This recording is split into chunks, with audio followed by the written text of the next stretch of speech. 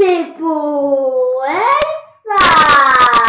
צדיקים לילדים.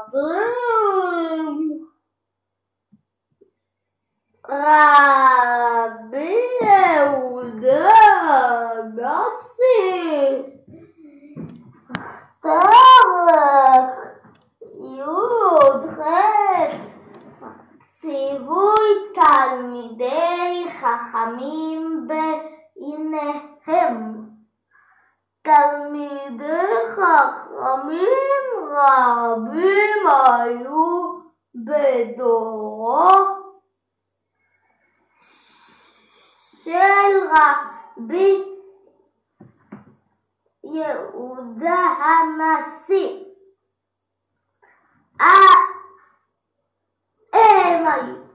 שם הפרק שלנו הוא ציווי תלמידי חכמים ביניהם.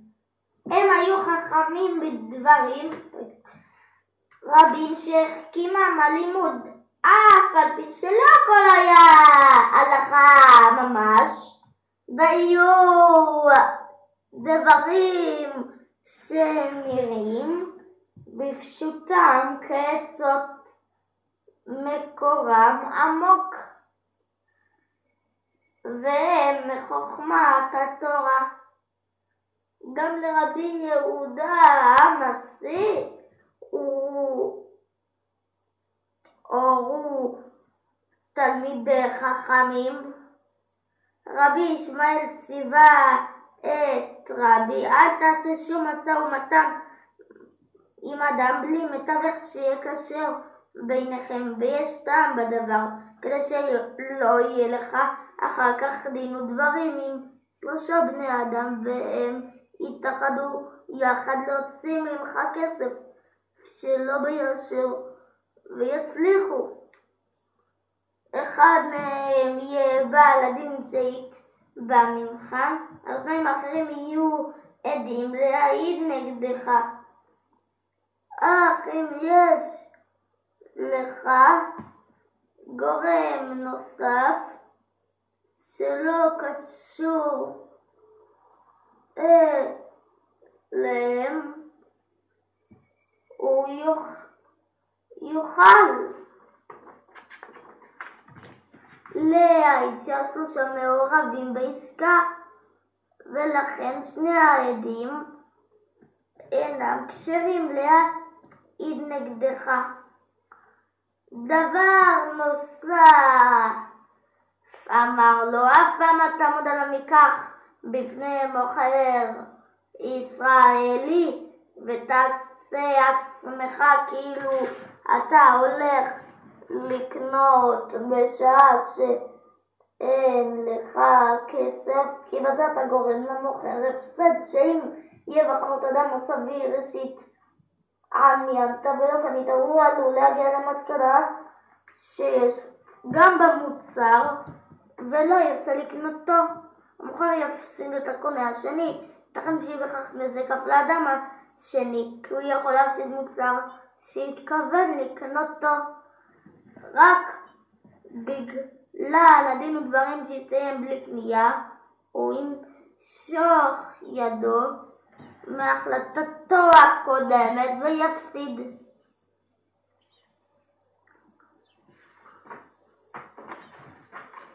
רבי יוסי בנו של רבי יהודה ציווה את רבי ציווי בקשורים לשמירת גופו. בכל נזק אל תצא יחידי בלילה, המהלך בדרך יחידי בחשכה, יש בזה סכנה, אל תיכנס למרחץ חדשה שמא תפחת. בעבר היו בתי מרחץ בנויים כך, מתחת לריצוף היו צינורות וחללים מיוחדים למים, וכך חוממו המים. לפעמים החום הרב גרם בהתרסקות הרצפה, ויש בכך סכנה. כאשר עברו 12 חודשים ובית המרחץ עמד על תילו, אפשר להיכנס אליו, כי מוכח שהוא חזק דיו.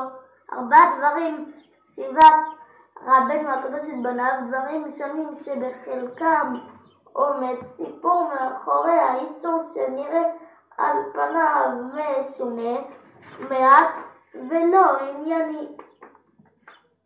אל תדור בעיר שחם נציב שבבבל, משום שאנשי עיר זו הם ליצנים וימשכו אותך בליצנות.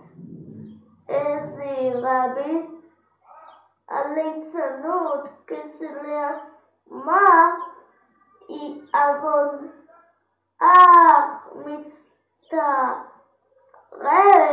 אליה ביטול התורה, שהיא עלולה לגרום ביום שחייך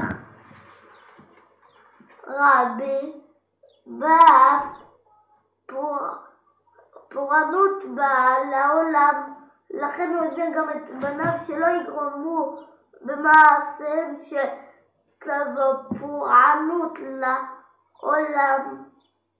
הציווי הנוסף נוגע לעניין מיתה ארמית. מהי מיתה ארמית ומה הציווי הקשור לרהיט זה? אל תשב על מיתה ארמית. הארמים הולכים לישון על מיטתם בלי אמרת קריאת שמע לפני השינה, ומי שהולך לישון בלי קריאת שמע נחשבת מיטתו כמו מיתה ארמית.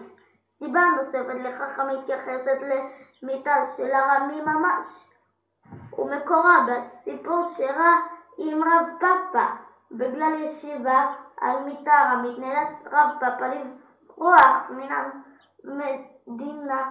ארמית אחת היה חייבת סכום כסף לרב פאפה. כאשר בא לגבות את החוב מיהרה הארמית לחדר, היא חנקה את בנה הקטן והניחה אותו עלה. תבקיסה אותו, שב נא על המיטה שיביא לך את הכסף. הזמין נא את רב פאפה. רב פאפה התיישב, ובינתיים הלכה גויה להעליל על רב פאפה שהרג את בנה. הוא לא הבחין שהילד על המיטה מת, ומתוקף העלילה נאלץ רב פאפה לברוח מן המדינה מן ההון שרצו לגזור עליו הגויים בשל כך. לכן הורה רבי לבניו לא לשבת על מיטה ארמית כלל.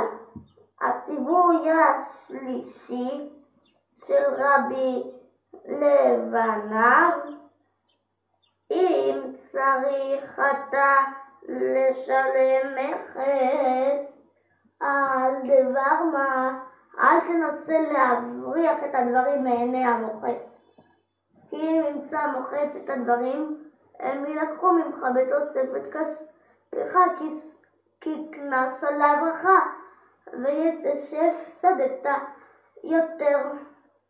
והציווי הרביעי: אל תעמוד בפני השור בשעה שעולה מן האגם בימי ניסן במפריחה בשיאה, כאשר שור מסוכן שיכול לנגח בקרניו עולה מן האגם בימי האביב אחרי תקופה כה ארוכה שראה סביב רק יובש נכנס ברוחו במתחשק לנגח, ולכן אז התרחק ממנו ואל תעמוד מול פניו.